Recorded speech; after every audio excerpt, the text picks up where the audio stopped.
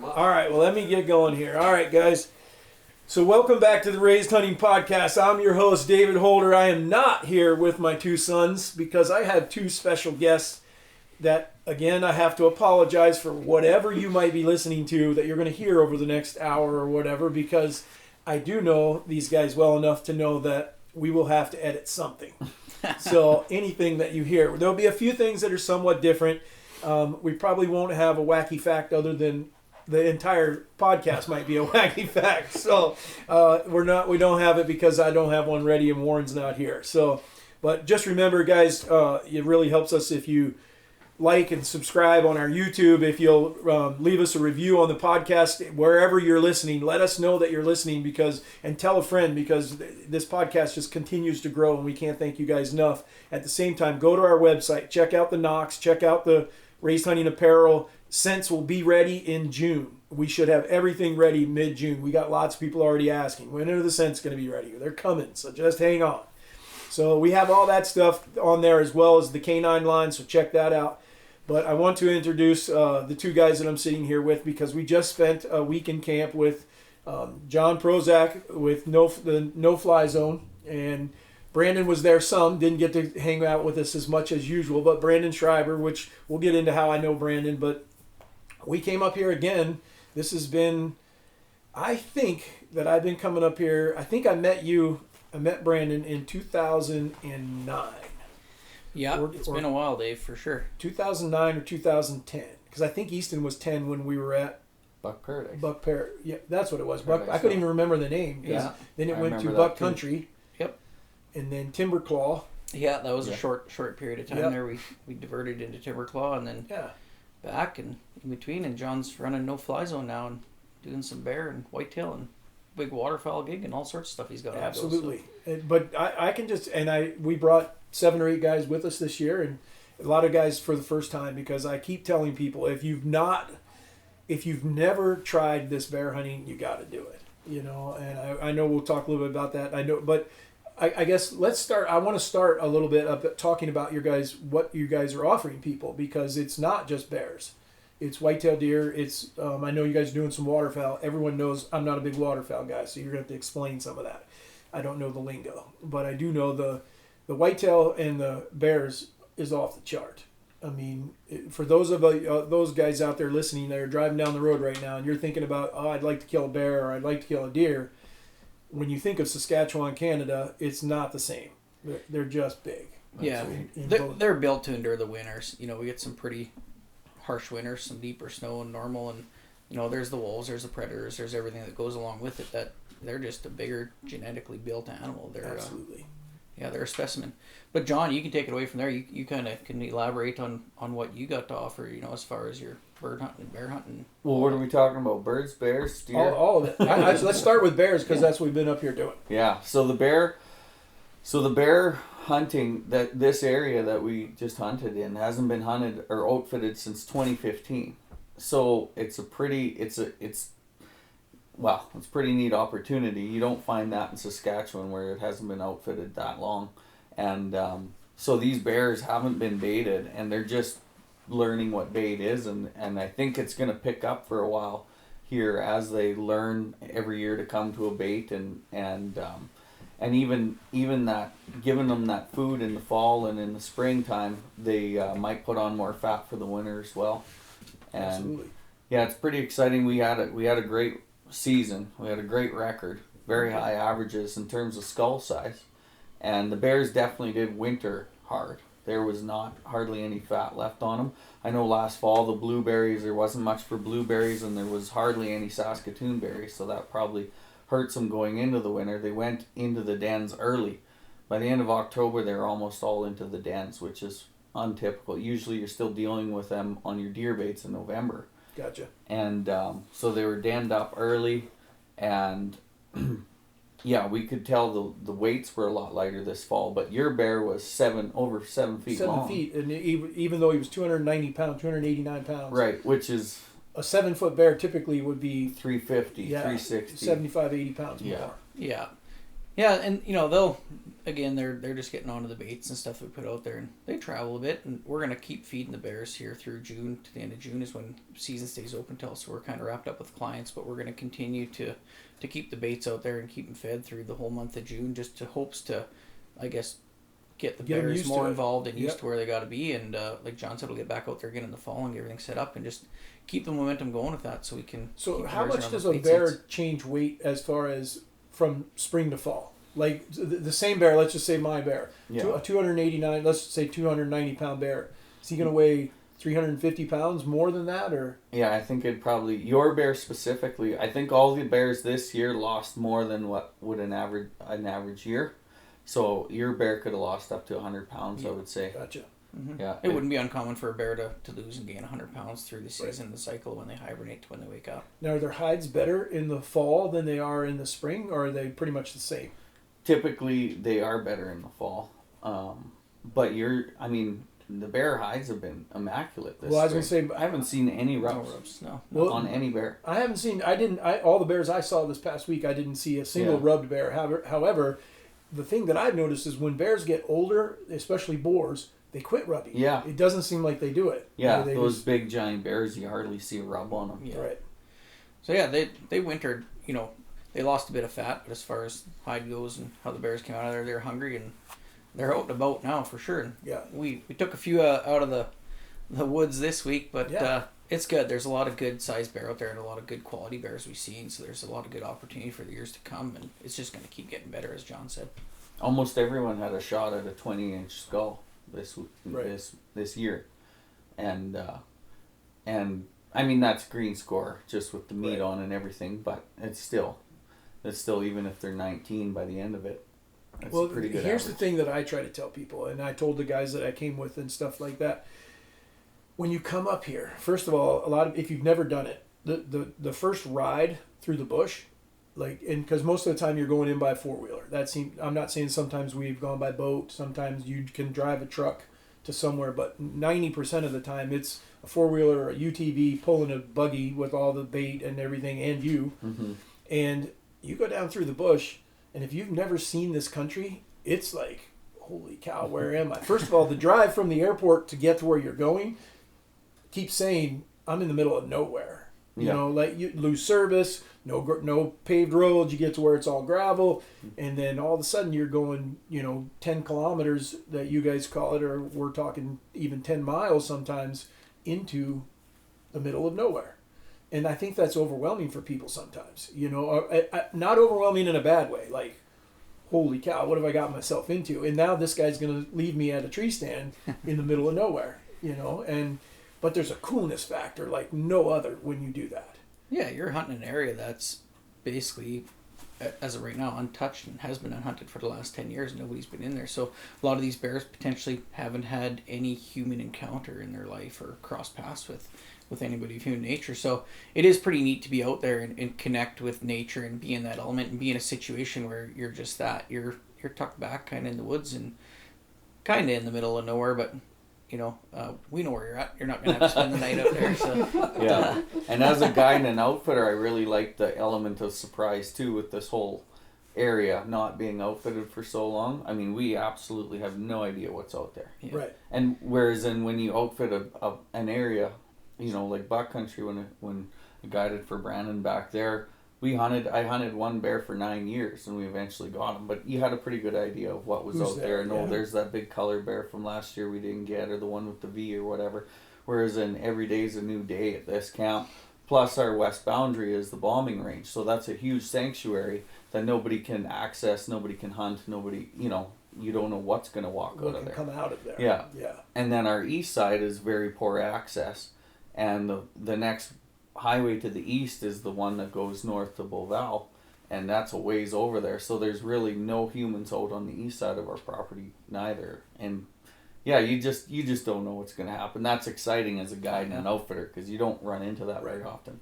What so in as much as we can, I'll get back to talking about bears as far as how you hunt them and that kind of thing, but you guys run into some crazy stuff.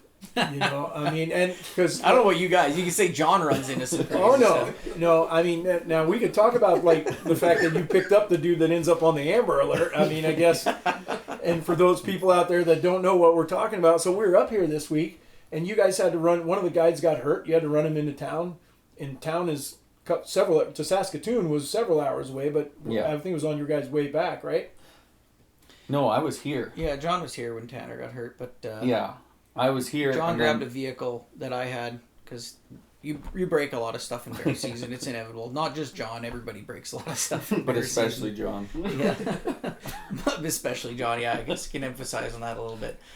So he was here getting a vehicle, and when he left here, my house where he picked up the vehicle, there was a hitchhiker there that John thought it would be a great idea to pick him up, and he dropped him off in town, and which is 10 minutes from my house, and the next day, this guy that John picked up, the only reason we knew it was the same guy is because John had taken a selfie with him in the car and basically said, hey, look, I got a hitchhiker, and it ends up being the same guy the next day that shows up in this Amber Alert that kidnapped this girl and has a firearm and is wanted in the province of Saskatchewan. But he likes Garth Brooks, so can't be that bad. So, but that's not like, I guess what I'm talking about is the 4 days before that when the woods lit on fire and almost burned Cree Lake Lodge. Right, and almost burned the lodge down. No, I'm talking about like the fact that you guys walk up on these bears and while baiting and stuff like that. I remember the one that, I don't know which one of you, both of you guys have talked about it, but I don't know if you were both there.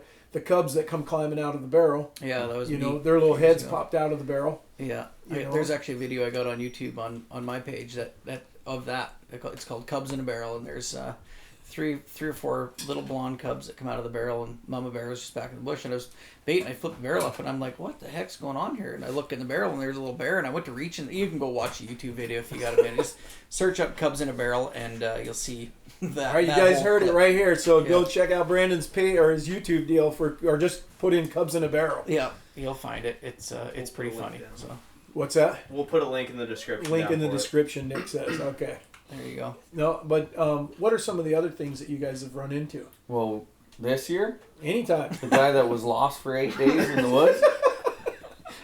He left Keeley and got lost, and we were driving around, and we saw he wrote with birch bark, white birch bark trees, about 1.5 inch trees lost, and then saw where he'd made a little bed by the creek and a little lean-to out of pine boughs and everything, and had a fire and it was. I kind of thought, well, maybe they're having some new reality TV show or something, and they're filming or who knows what. And then went and came to a 4-way intersection in the road on the trail. Right. And I was gonna turn left. I knew there's a little rice lake down to the left, and I'd been there.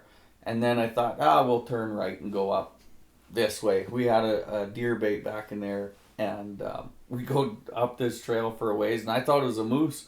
And then all of a sudden, no, that's not a moose. And realize that's a human. How the heck is a human walking back here? And then and then you start putting it all together and come rolling up on this fellow that had been lost for 8 days. And he's quite possibly, too, the person that started the forest fire that almost broke the whole issue down. So it all comes full circle. It might, yeah. I'm trying to figure out here. John's helping people all the time, but it's not good people. There's people that are getting wanted across Saskatchewan for alerts, and other guys are burning the forest down. So I guess when you come across people, John, just leave them where they're at. I should maybe vet the people I'm helping out a little better some days. Maybe ask them some questions and figure out who they are before you start helping them. Well, now I can tell you this though. Warren or in Easton both, before I left, because they knew we were going to do a podcast, they were like, "Okay, ask him about Bigfoot," and I was like, "I don't know what am I good? I don't know what I'm asking other than he's like, just ask him about Bigfoot." So what is it about Bigfoot that?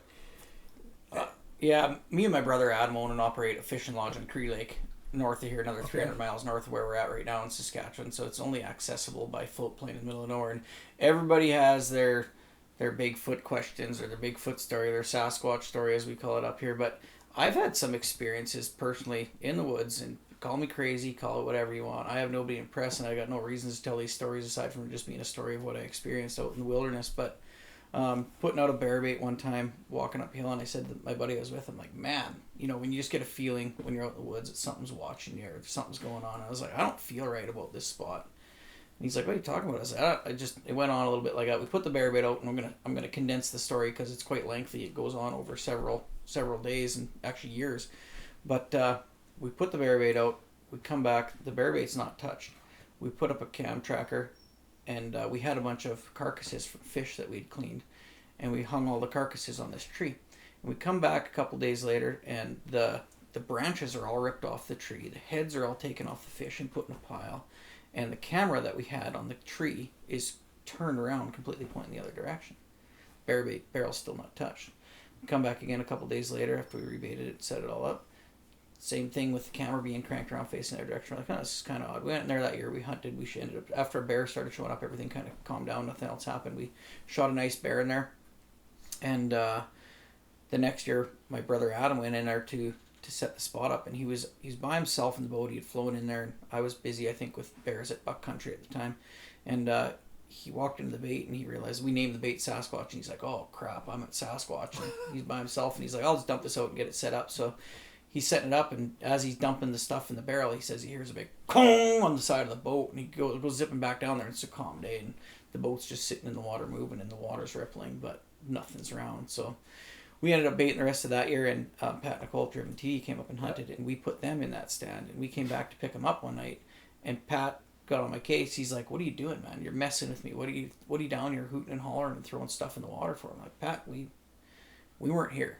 And basically he said he didn't even capture the audio because he was 100% certain it was us that was there messing with him, but it wasn't. And whatever, or there's nobody else up there. Like I said, it's only accessible by float plane or boat if you're on the lake already. And where they're at, there is nobody else around. Right. There's no chance of finding a guy that's lost like John did up there, right, because they're not going to make it there alive if they're lost. They'll die before they get there. Just walking around the bush, it's that far in the middle of nowhere. But so yeah, that happened, and then we pulled the bait and everything out of there because we just weren't real keen on the whole situation. And I was coming out with another fellow one evening after dark when he had shot a bear at another spot. We're coming back and chatting, and he's like, hey, look across the way over there. There's a light on the shore. And I'm like, what? And I'm like, where? And he turned around, he pointed right to that bait, right where that spot was. And I was like, man, I don't know. And he's like, I just said, I'm going to turn the boat around. When the bow of the boat's pointing right, where that light was, you tell me to stop. And it was exactly where that bear bait was. And we've had our other guides that are up there have said they've seen something going on over there and things like that. So take it for what it's worth. There's some weird things going on in certain situations. And the natives that are up there that basically have grown up and lived on the land, they have some pretty similar stories and instances where there's stuff being thrown in the lakes and rocks flying through the air. And that I remember you guys talking about, like big boulders being thrown in the water, and then wasn't there something about like sticks pointed like. That was with Cost on when we were working at Buck Country. We did go down a trail one time and come back out, and there was a bunch of sticks jammed in the trail pointing back. Like he figured trying to spear him off the quad. I said he maybe just had a couple of girls that he made angry back in the day, but they didn't know he was out there. So yeah, there's things that go on in the woods. Whatever we have a dog knocking over a picture. That dog can take a hike. It's good. But yeah, so there's things that go on out there. Take it for what it's worth. But there's been some situations. We spent a lot of time in the woods, and some of the stuff I've experienced it's not normal. It's not right. And you can't explain it. Behavior. You see tracks and trails and sign and this and that, but it's just not the normal sign and experiences you'd see when you're in the woods with what you call the normal animals. But it's interesting nonetheless. Heck yeah. And the fish heads that were on the tree, they got put on the tree. Yeah, they were all taken off and put in a pile. Oh, okay. Yeah. Yeah. I mean, there's no explanation for it, so we're not trying to tell you that there's a Bigfoot, but now Warren and Easton see if they're sitting here right now that they swear they heard one in Iowa. First year we moved there. I mean, like it ran them up a tree. And to this day, they still are like, it wasn't a coon. It was, because that's what I said. Coons make a loud noise when they start fighting, and they're like, it was not. They've heard all of that now, and to this day, they don't know what it is. Yeah. So there's a wacky fact. If you hear something or you see something that there's maybe stuff out there you can't explain. So maybe they're shapeshifters. Who knows what the deal is? Maybe they don't exist at all. Maybe we're all crazy sitting here having this conversation about them. But it's fun. It's fun to think about. It's fun to, have the the option or the thought that there is something else out there that nobody's ever Yeah, fully absolutely. encountered or seen. So it's pretty vast wilderness. When you get up here in Saskatchewan or Canada and places like, there's the area around where we're hunting at Cree Lake there. It's such a big chunk of land. And as you go further north, it's just less and less bigger. populated. Yeah. And when you get up to Cree Lake, where me and Adam own and operate that fishing lodge, it's even more extreme on that level of just being in the middle of nowhere. So yeah, it's interesting. Yeah, I mean, so from we got a lot of listeners that are in the East Coast, and most of them, you may have some areas where you might have a mile or two that there's not. I mean, maybe there's something a little more, but typically there's a logging road. There's something, and you can always see a light, or you can hear a plane or something like that. And then as you move west, it gets less and less populated in the United States, and I know that because I lived in Montana for a while. And there's places, you could get lost here, and things could go south, especially because of the weather. But when you come up into Canada, it's just so lightly populated compared to what we deal with in the States. And there are places here, 100%, kids in Iowa at our camp where we bring all the kids in for Raise the Full Draw, we tell those kids, the safest thing you can do in Iowa, if you get lost, pick a direction and walk in that direction, and you're going to walk to a road. Mm-hmm. I mean, but now in Montana, we don't tell them that. I mean, stay put. Yeah. You're just going to stay right where you are. That's the only way someone's truly going to find you. Mm-hmm. Or if you have to move, or for some reason that you are moving, find water. And you follow water to a river is going to lead to something. I mean, everything leads back to people. Mm-hmm. That's about the only two things.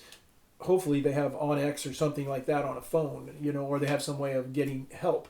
But out here, I just look at it and I'm going, if you don't know where you're going, if you don't have some compass or something, it all looks the same. It's pretty flat, and the biggest thing is the beavers, which we'll get into Nick's problem with. I mean, beavers are good, even though Nick thinks they're bad because he thinks they create clear cuts. So hold on a minute. Let's get into this part of the story right now, because I haven't heard this yet. Yeah. So the other night we were driving to one of the baits when Nick asked the question, "So do beavers cause this?" And we're all like, "What?" He's talking about, and as we drove past a clear cut, and he thought that he was questioning whether they cut all these, like when you come to a clear cut, which obviously clear cuts are a mile by or several kilometers by several kilometers, and we're like, yeah, Nick, they bring up herds of beavers and push them through the timber and then Marty came up with the if you've never seen it, they put like the little monkey on the back of the border collie, and that's who herds the beavers through to do all this. And then the beavers that we're using for baits, they were the ones that didn't work very hard. And Nick's drinking the Kool-Aid. Yeah. So it's all good. Nick, you seriously thought those beavers chewed that whole forest down? So, no. Yes. The pine tree, or like your spruce trees that are across a road that have gotten like pushed down or something, I'm thinking that beavers are there. Apparently, we're nowhere near freaking water whatsoever. Beavers can walk. I know that. They can also swim. Yeah, I do know that too. But they can't chew down 80,000 trees. You'd have no teeth left over the first day. Yeah, so now the running joke is that Well, the other one is today or yesterday we went back to the same bait. He's like, "This is the tree I was talking about," because it was laying across the road. So now the idea is that the beavers are working with the bears, and the beavers are knocking down the trees, so we can't get into the baits. And I was like, "I just not going to work." So, but anyhow, some of the other, but what like Nick and Andrew get along real good. Oh, they did. They did. They're fun to watch have a conversation together. I'll both believe. Yeah. Right here, anything to tell them. We should have a podcast with them too one time. Oh, I don't know where it would go. We talk they don't about either. starting one. Yeah. We'd start with backing up trailers. Yeah. How to run a ratchet strap? Yeah. Now, believe it or not, have you guys? I met a gentleman the other day that was 80-some years old, and he did not know how to run a ratchet strap. That was Andrew's dad. Grandfather. But this guy owned the ratchet strap. I mean, like he had them, and he just pulls them off and ties them off. Come on. Yeah. Because did they look old? Like they were brand new from? Well, he looked old. Well, I don't think he bought the first ratchet straps. But no, yeah, they were new. Well, Yeah. A well-used ratchet strap that had never been ratcheted? Well, his wife just saw me pull when I grabbed a hold. She said, "There, look, he'll show you." And I was like, and she said, "He just ties them off." And I was like, "What?" But I'm telling you, I've met a lot of people now that do not know how to run a ratchet strap. Well, they should figure it out because it's a heck of an invention. I'm thinking I should build this up, put it on YouTube. Yeah. If you have any listeners that are listening to this and tell themselves they really need to learn how to run a ratchet strap, I encourage you, go get a set, buy them. YouTube it, figure it out. Read the owner's manual. Maybe we should do a ratchet strap segment. Absolutely. Yeah, there you go. We need to film it. It would be really good. Thought it was common knowledge. That's what I did too. I thought they were pretty self-explanatory, but apparently not. So I'm not defending Andrew. I'm just saying he's not the only one. So well, there's two of them, anyways. I guess we should be a little easier on Andrew then. So biggest bear. What's the biggest bear you guys even ever seen? What's the biggest bear you guys have ever seen on trail camera, and I'm not talking that someone else killed, but like that you guys personally have been a part of? Yeah, that bear we killed with Jacob Landry from Swamp People was a massive bear. Yeah, it was 502 or 506 pounds in the spring. It was just a massive bear. And I'll send you a picture, Dave, when we were working with Dean. Me and John, I used to own Buck Country with Dean and spent a lot of time with him building that company and having a lot of fun and made a lot of memories. Had a lot of fun with him and his family and his wife and everything we had going on there. And his brother Grant, in the first portion of starting and building all that. But we had another bear on camera there that actually another fella that was hunting, a local guy to Saskatchewan was hunting as well, and he ended up shooting that bear. And congrats to him because it was a true trophy. I'll send you the picture, and it was a monster. It was probably 550 to 600 pounds in the spring. Really? It was just a giant color-faced chocolate bear. Yeah. Ooh. Yeah. That's nuts. But yeah, second to that one, I only ever seen the cam tracker photos that we had of that one. And the next biggest one I seen was probably Jacob Landry's bear. And he shot that bear, and he made a perfect shot right behind the shoulder. And that bear didn't die. We found that bear, I think, 18 hours later, and he had to shoot it again. Really? Yep, and it was still alive. We tracked that bear for a long time, went through a lot of stuff to find that bear, and it was crazy. It had dug a hole down in a swamp in the moss, and we looked and looked and looked, and when that bear come out of that hole, we were about 20 yards from it, and it come on the dead run right at us. And we had a shotgun with us, and luckily that's how we dispatched the bear. But it was a big bear. That's crazy big. Mm-hmm. Crazy big and crazy that I can't imagine a bear that size running at me. Yeah, it by the time it stopped, it was probably about 3 yards from me. So it's a pretty cool experience as a guide. You always that gets the blood pumping when you deal with these situations every day. And Johnny's been in a situation too, crawling around in the last bits of light at the end of the day looking for a bear that a client had shot or potentially wounded, and you're in there and a bear comes flying out from the underbrush.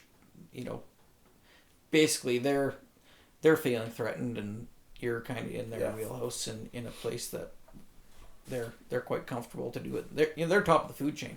When you're out there messing with bears, there's not much that messes with a bear. So they know they're the top of the food chain too. So it's you got to give them the respect they deserve when you're out there hunting for sure. The other night, there's only been 2 times that I've been a little and I've been up here. I think I've hunted up here like 9 years with you guys, and there's been 2 times. One time was the last bear that I killed before this trip, and that was the one the 412-pound bear that I shot off the ground. And we went in there. I don't know if you remember, but the only reason we were sitting on the ground is we were filming for raised hunting, and Adam wanted footage of like feet and stuff, and he wanted it from a ground level so that you could see the bears, so he could add it for B-roll and stuff like that. I was like, okay. And you guys mentioned there's this giant bear following this sow with no hair. And so he showed me a picture, and I was like, well, that's easy to identify. I mean, when we say no hair, down the sides. She had no hair. No hair, just her head. Yeah. And so we get in there and we sit down that day. I just remember you guys telling me too, though, you're not going to see much from this bait. There's just not a lot of bears there. You're just hoping the big one comes in. I'm like, okay. Well, that night I saw like 15 bears and never saw that one. No. And I'm sitting there and I'm like, well, he told me there wasn't going to be many bears. Well, about number 7th or 8th bear that comes is a sow with 4 little football cubs. I mean, like footballs, like little dinky suckers. And they're fun. So we're like having a ball, filming this and everything. It's cool. Till she decides to leave the bait and she walks up the road. She gets about 10, 12 yards from us, which is everything's still good. But those 4 cubs are right underneath her because they're like staying close. And one of them peels off and here he comes. And so he comes over and we did not have the shotgun with us. And so I'm sitting there with my bow and I had pulled out an arrow because we'd had bears walk within 4 or 5 feet of us. And I would if I had to, I was going to poke them with they never got that close, but I had the arrow and I'm like, hey, just back up. And they would kind of move away. Mm-hmm. Well, this little one's coming and Adam is whispering to me, what do I do? Because he's sitting to my right, so he's kind of in between. And I was like, just sit still. And we're just going to let this bear hopefully not do anything. Mm-hmm. And he comes over and I'm like, don't come. Like we had made a little makeshift, some brush around us. And I was like, don't come underneath that. Well, he starts to come underneath the brush. And I'm like, now I'm watching her. Mom is just standing there staring. And I'm like, okay, this is not good. And finally she goes, just a little tiny sound. And he turned around and took off. Mm-hmm. And I'm like, right then Adam said, I'm not coming back tomorrow night. That's it. I'm done with this. But that time was the only time that I had any issues where I was like, my heart got pounding. The bears, if you treat them with respect, if you just pay attention to them, the thing I tell everyone that I know, or what I refer them to, is like that dog that you don't trust. You walk up on it, you see a dog that's just kind of you might even be wagging his tail, but he's just got a look in his eye, and you keep your eyes on him. And you just got to watch these bears. Well, the other night with Arturo, we're sitting on the ground, and we had built this little ground blind backed up to a log. And I don't know why. I had stood up because we had a bear come in, and I didn't see it come until it was like 7 yards from us. And I was like, I'm going to stand up so I can see if something's coming so we can be ready. And so I had stood up, but I'm standing against a great big tree.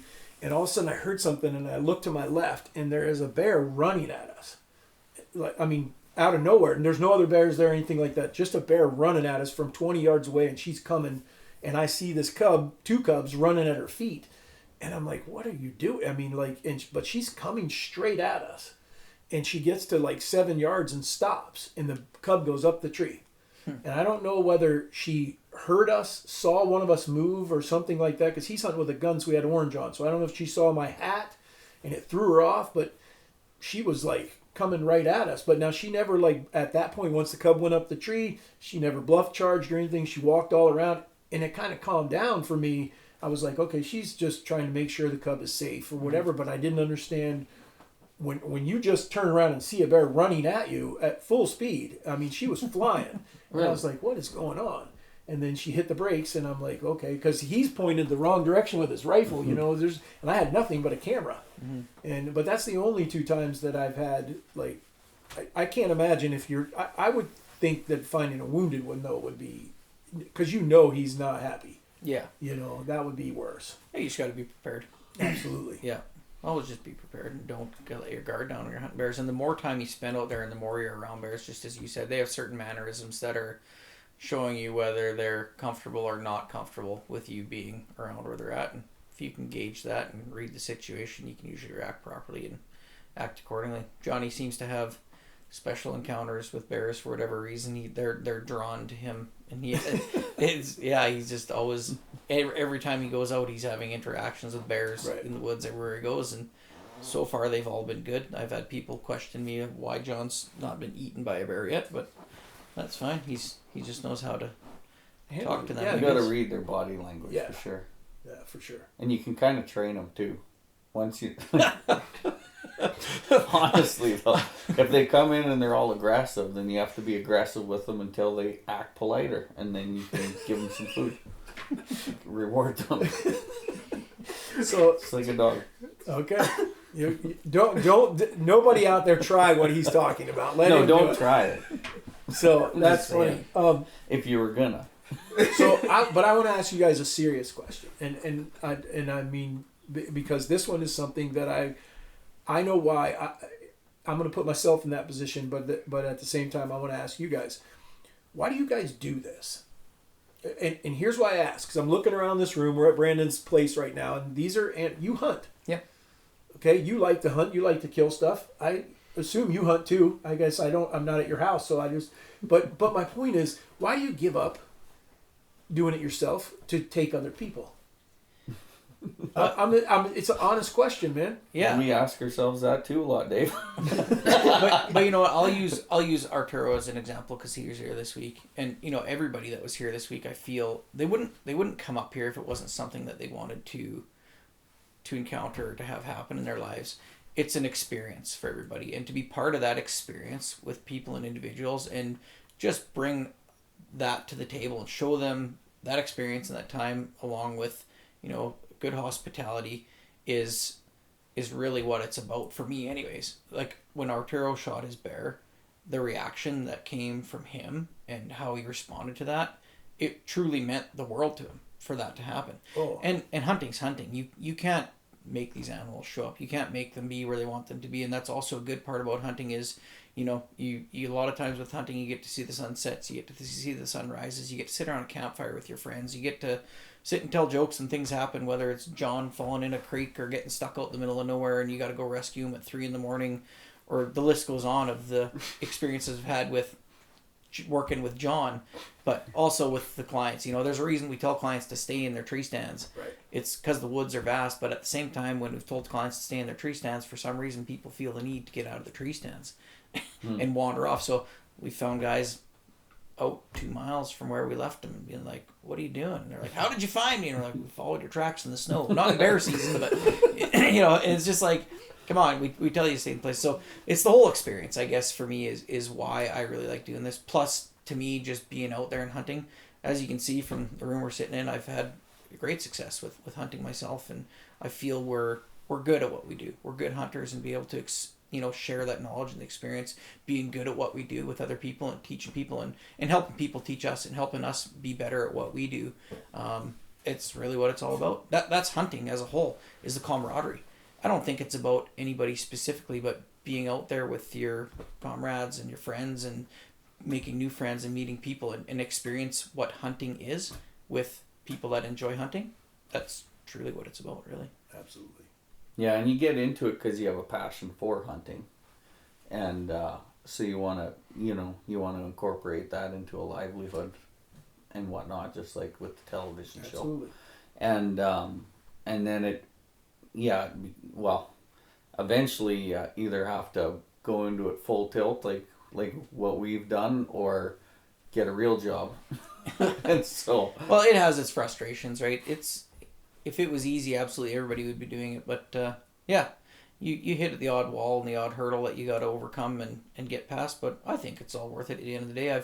I've tried to step away from the business, but for some reason I always end up back into the outdoor outfitting business. It's just been something that I've done since you met me when I was 18 years old, basically. And when I met John, it's funny, we all kind of met each other at the same time. We're all sitting in this room here still together today.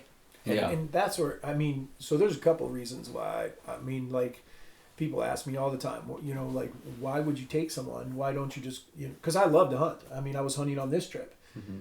But I can tell you right now that, seeing these guys, and some of them are here in the room with us right now, each one of them brought something to the table that was so unique that you can't put whether it was killing a bear, missing a bear, hitting a bear, killing a big bear, small bear, whatever. Those conversations, the fishing stories, but it's just seeing everyone's reaction. And here's what I told people years ago, that they're like, well, why'd you spend so much time with your kids? Because if I kept that to myself, like, once I experienced what hunting had to offer, yes, the first stage of it is you want to get as much of it as you can. And I did that. I feel like God's already given me more than I can possibly deserve. Mm-hmm. So now I could care less. I'm going to go on a moose hunt, I hope, but I would give it up and let someone else go if it was meant to be. It just doesn't mean anything to me anymore to kill another animal, but I damn sure want to be there. Mm-hmm. I want to be there when someone else does. I don't want to walk away from the woods. I just don't need to be the one behind the trigger anymore. For sure. And anybody that's listening, I encourage them to do just that. if you've had your time out there and you're knowledgeable in the situations, take a kid out hunting. Go spend some time with somebody who hasn't done it. Take them out there and pass along the knowledge you have, and let them experience it for what it is, and teach them what you can, because teach them how to use a ratchet strap. Start with that so you can get there.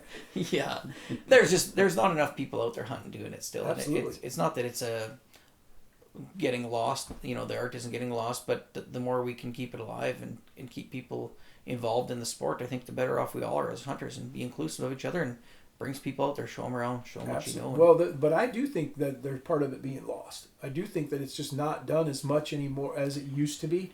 And so, I mean, and I do think that a lot of it is that we forget. We just think that other people have that opportunity. It's not until you run into someone that's not hunted or whatever, and all of a sudden you're like, and for instance is Iowa has a program now called Field of Fork. And we help with it. But they give these people, the state gives them a bow, gives like 10 of them a bow, and they get to go out and go hunting. They don't get to keep it; they got to turn it back in. But anyhow, we got to meet some people that were like, this one guy's a mushroom guy. I mean, that's why he was like, yeah, I just decided I wanted to hunt. I've never hunted, never had anyone in my family hunt, but I know everything about mushrooms and all these wild things to eat. And then I got to thinking, maybe I ought to try to hunt something. And, sounds like a fun guy. Well, I tell you, you know how much this guy taught me, though? Because, they ask a gajillion questions. Yeah. And you don't realize how much they're... He is kind of a fun guy. Fun guy, I get it. Thanks, Dave. I'm a fun guy, I get it. I got your joke.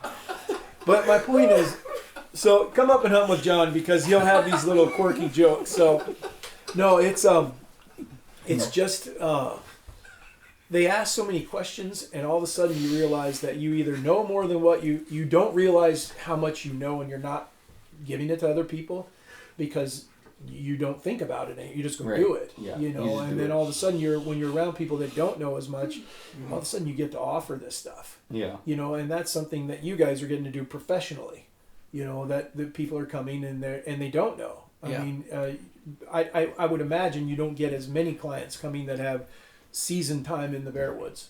Right. I'm not saying you don't get them, but you get more that come that it's the first time or second, or now they want to kill a bigger bear or something like that. A lot of people come up on this is their trip of a lifetime, a one-time trip, and then they're there every year after that. It just becomes it's addictive. That's bear hunting is addictive, it is, and I think a lot of people may be discouraged from the hunting thing being that it might be crowded in the woods. They're feeling with the amount of people that do hunt. It's not that there's too many people, but there's some places that are quite populated and people hunting. But up here, it's a totally different aspect like that. It's very seclusive. You're in the middle of nowhere. You're alone. You're not likely to hear another shot. No, that's the great part about what we do and what we offer in the hunting world is it's pretty unique. There's not many places you can go in the world that are this quiet. Right. This discreet, this located in the middle of nowhere. We walked out of the lodge the other night. I mean, all of us trampled out of the lodge when the northern lights, because there's just no light. Yeah. So you look up and you can see this, and if you've never seen them, and we're far north. That helps, But I'm just talking about the fact though, when light pollution. Yeah. What you can, just the stars themselves, how many you see if you just walk away from camp a little bit. Mm-hmm. It's nuts. Now, Canada and Saskatchewan's a pretty special place. It's still pretty untouched as, when you consider the world as a whole and what's going on. You can still tuck in up here and just forget about everything else that's going on and enjoy nature for really what it is, peace and quiet and serenity. It's nice.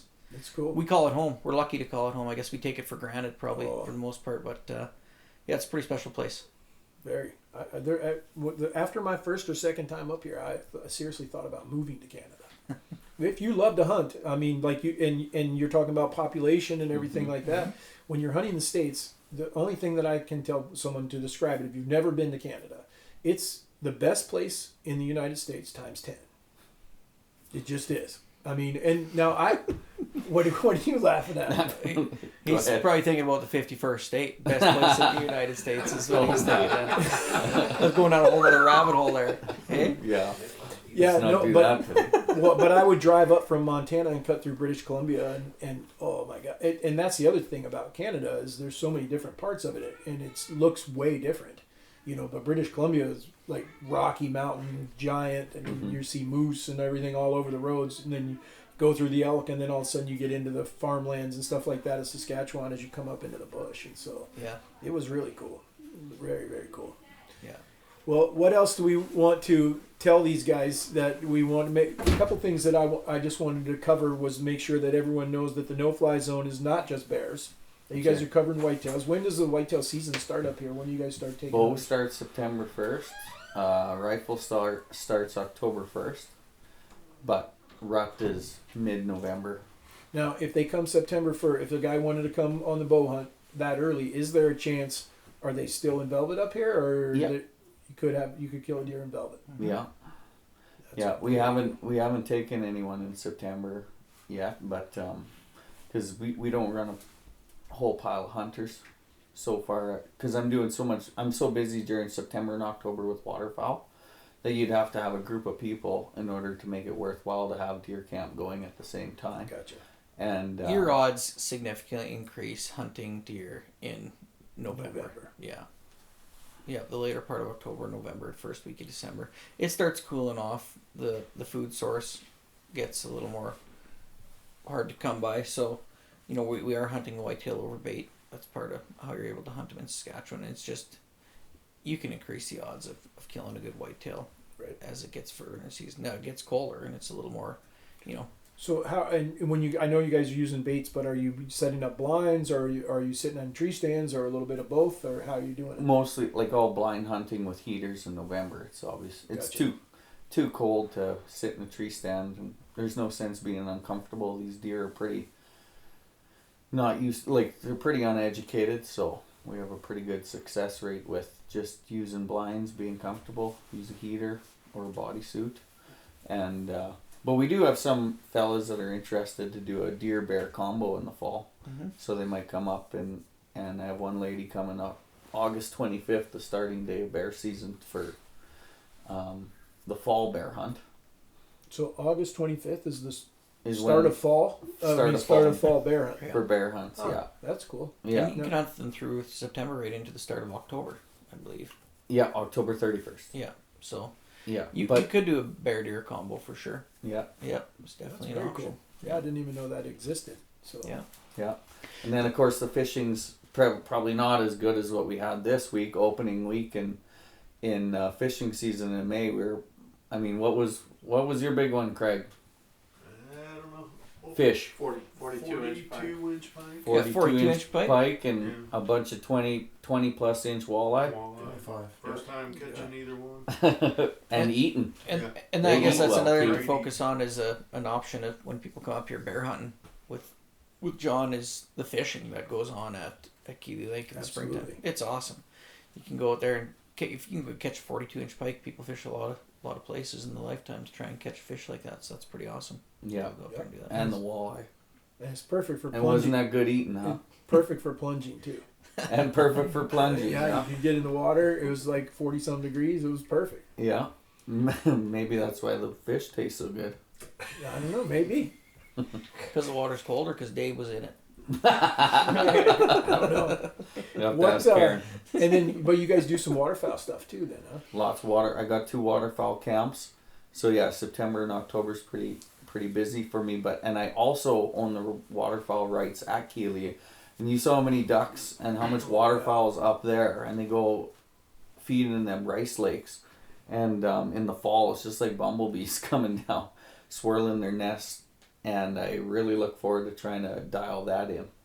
Up there. And I don't know. Again, you have to help me on the waterfowl. The only reason I know anything that I know was on the way up here. I had Craig Craig was in the other vehicle, but I had Arturo I didn't realize at the time. But what did he say, Nick? He's missing 4 or 5. He's 4 species away from killing every North American waterfowl in North America. We'll get there eventually. So thanks, Nick. He's just about killed every beaver that cut down a beaver cut. He has. I don't even know if he has all of them mounted, but he has a whole bunch of he has them all on display. Yeah. That's cool. And so anyhow, he was pointing out this duck, that duck. Craig was doing it today. He's like, look at this one. This is there. Mitch knew a little bit about it, so he was talking about him. Ron, everyone was like, holy. I mean, I don't know, but I do know that there's a lot. Yeah. Like they're everywhere. Yeah. Compared to what we see in our lakes and ponds as we drive by. It's just not like this. Yeah. And then come fall, the mallards are just funneling in there, tornadoing in. Right from the lodge, you can see them on that rice lake where it gets shallow to the right there. Yep. Just tornadoing down in there in late October when we're setting up for deer camp. That's cool. We got to take care of that. Yeah. Well, if I know one thing for sure, it's two things.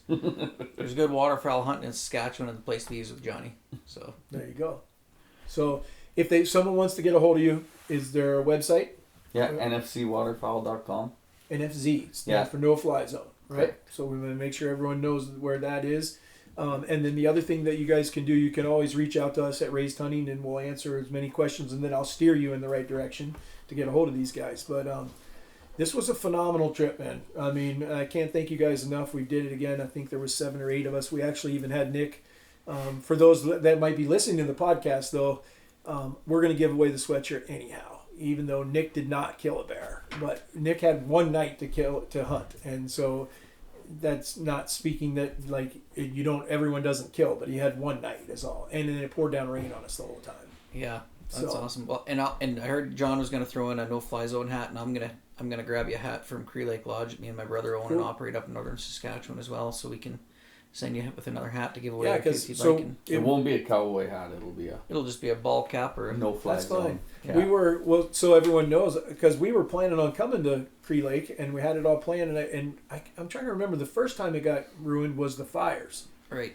and that messed us up, and then we planned again, and then COVID hit. Yep. So And that's still something we can do in the future, David. It's fine. We're up there doing a little bit of bear hunting as well. It's not to the level of what we're doing here with John, but it's mostly based around the fishing up there is what we do up at Cree Lake Lodge, and it's world class fishing. We're catching 45 to 50 inch northern pike quite commonly, and 30, 40, 50, and even 60-pound lake trout out of that lake. You can do a little walleye fishing in there too, and catch some Arctic grayling. It's just a totally different experience on a totally different level. You're catching a float plane and you're flying in the middle of nowhere, and we're all completely off the grid, self-sustained with our own power and our that's awesome. nobody's out there looking after us. We're kind of on our own, so it's pretty cool. It's a pretty neat place too. That's tucked in the middle of nowhere. But this week was about the bear hunting at Cree Lake with us and Johnny here, and it was fun. Thanks for bringing these guys up, David. A bunch of really good guys, and made some new friends and met some new people, and it's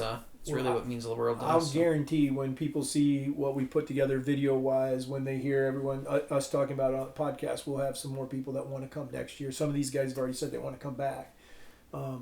So if you're thinking about a bear hunt, though, you need to get all of these guys sooner than later, because it fills up. And then what ends up happening is you don't get to go when you want to, or you can't get all your buddies to be able to, like everyone, to go at the right time. Yeah, and accommodations too, because once fishing season opens, it's where we got to get tough. we got to get the rooms booked and everything, because the fishermen come from all over the world to go fishing there too. So spring bear starts when? When do you guys start taking your first spring bear hunters? First week of May normally, and that's because first when week of May. winter can carry on until you can start April 15th, but the winters can be a little later sometimes, and we don't like to push it. And you don't want to book somebody in when there's potentially still 2 feet of snow on the ground and the bears are hibernating. It's not going to be a very good hunt. So You can do a lot of fishing. yeah, You can't even fish at that time, right? Well, you can fish the trout lake. So there's 5 different species of trout on the 2 trout lakes there right by the lodge, and so you can fish. You just can't fish for the walleye and the pike in the main lake. yeah, that's until May 15th. So yeah, we'll get it booked up, and if people are interested, just have them reach out to myself or John, and we'll get them pointed in the right direction and the dates that work for them, and let them know when we can fish, when we can hunt, when we can fish the trout lakes, and kind of fill everybody in on how it all works. But yeah. You're also able to buy a wolf tag with your deer tag in the fall, and there's really good upland hunting as well in the fall. So if you're to come up and shoot deer or waterfowl or bear, whatever in the fall, we have the upland hunting is something to talk about. We saw as well. lots of grouse. Lots of grouse. Lot We of have them, rough like- grouse, spruce grouse, and sharptail. Yeah. Nick had never heard of grouse drumming. Okay. All right. And we're sitting in the stand, and he's like, "What is that?" And I'm like, Should a have told him grouse. someone was trying to get their quad started. Yeah. That's the beaver starting their chainsaw. Yeah, it's a beaver starting the chainsaw. Sharpening your teeth. The clear cut. Poor Nick. Who is it that hammers you on here on the podcast? Oh, Jeremy Rupsick. Jeremy Rupsick. We've given Jeremy a whole bunch. He's on Nick all the time because he's like, you know, if Nick is also not notorious for, or is notorious for misspelling things on our, like, that he puts out. Okay. And so anyhow, Jeremy Rupsick will write in, I'm pretty sure you don't spell raised with, you know, AI is mixed backwards or something like that. Every single podcast, there's a comment, and if I have done something, or in the last week's episode, Jeremy is always on it, which it's funny to read, and I love it, because I'm the one answering a lot of the comments, too, on some of that stuff. And do you know this guy? No. So just he's a listener. Just a listener. Yeah. He started following the podcast, That's and awesome. like him and his brothers did, and all of a sudden he just there was one. I put the wrong deer in a video because Warren was talking about shooting a big deer, and I thought it was this one because I went back to the trail cameras and it looked big. I was off by like 40 inches. Oh, really? And so Well, the good thing is Jeremy's going to keep you honest and make Yeah, it better. absolutely. no That's kidding. good. We're actually paying Jeremy on the side. Yeah. So you don't have to look like the boss all the time. Exactly. Nick, do Hey, that's better. a good idea. Do better, Yeah. Nick. You know, he does a really good job. I mean, people like that. So my point is, someone like a Jeremy Rupsick, or we have a bunch that just continually like are really devout listeners, and so I could see some of those reaching out about coming on one of these hunts. And I know we haven't answered all the questions, because when you start looking at booking something like this, a gajillion questions come out. Yeah. And I just got a new website too. So Jeremy, if you want to go on nfcwaterfowl.com and check for spelling errors or anything, just shoot me an email. I'd appreciate it. It's on my list of things to do. So We're definitely gonna have to pay Jeremy now, because you know, we got him doing work for multiple websites. Yeah. I kind of want to meet the guy. yeah, So I we mean, got to bring him on a hunt. so no, so for all the people out there that are listening to the podcast, man, I'm just telling you, number one, do it. If you've been thinking about going on a bear hunt, or specifically because that's what we've been doing this week, or a deer hunt, but you're thinking about going to Canada, go. Don't keep putting this off. This is those things that, you know, it's one of those things you're like, I want to do it, but I'll do it next year. Don't keep waiting. Things keep changing. Who knows what happens, and something happens where we can't, like a COVID deal where you couldn't come for several years. Or a personal deal. Yeah. I mean, yeah, We've been God losing forbid a lot you of end up people getting lately, sick. yeah. And so anyhow, go, plan it, but try to find a place that you're just going to have a lot of fun. And that's the no-fly zone is a place where it's just going to be lots of laughter. You know, I mean, now, we didn't even talk about Tanner, because I only got to spend a day with Tanner. Yeah. But I had already texted Karen and I was like, Karen, Tanner, there's a guy here named Tanner, and he reminds me of a guide that her and I went on our first guided hunt ever to Alabama we were 21 and 20, she was 20, I think, and she wasn't even legal to drink. I think she was 20, I was 22. And there's a guy, and his name was Jason. It was Eufaula, Alabama. And the guy just, every time he talked, you just started laughing. I mean, just the way he came across and everything, you know. Mm-hmm. And I was like, Karen, this guy is... And Tanner was the same way. The moment Nick and I got in the buggy with him and drove out there, I can't even remember what he said. And then the last thing that I saw of him before he got hurt was he pulls up and he drops us off. You guys good? Like, we're good. He goes, okay, I'm going to bait. And he goes over there and he's talking to himself. Mm-hmm. And the whole time he's over there, he kind of sounded like a beaver over there, like going on. And I was like, I looked at Nick. I was like, who's he talking to? But just a lot of fun people, you know. And that's what I mean. Again, the hunting is awesome, but having people that you're going to enjoy it with is the key element. So yeah, absolutely, we've had a blast, fellas. Likewise. Anything else that we need to put in here, or no? We good? We covered everything. I'm sure Jeremy will let us know if we missed anything. Yep.